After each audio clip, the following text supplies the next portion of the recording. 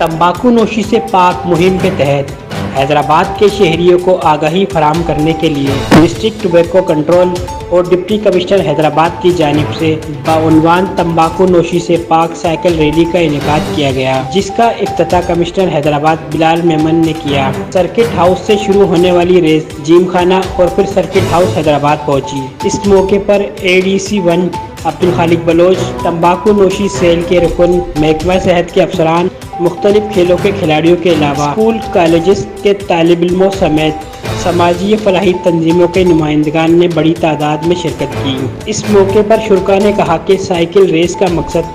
नौजवान नस्ल को तंबाकू नोशी से महफूज करना और खेलों की जानिब मजबूर करने की एक कोशिश है और हैदराबाद को तंबाकू नोशी से पाक करना है और नई नस्ल को आगाही देना है कि तंबाकू नोशी सेहत के लिए कितनी नुकसानदेह है और कैंसर जैसे मूजी मर्ज का सबब भी है।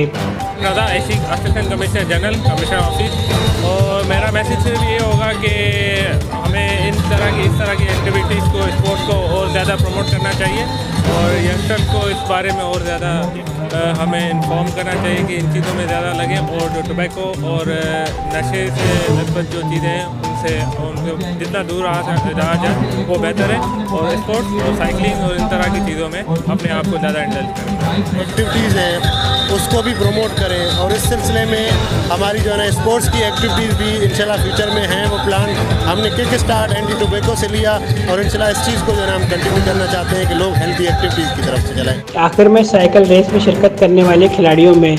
कमिश्नर हैदराबाद बिलाल अहमद मेमन और डिप्टी कमिश्नर हैदराबाद ज़ैनुल आबदीन ने शील्ड और दीगर इनामात तकसीम किए।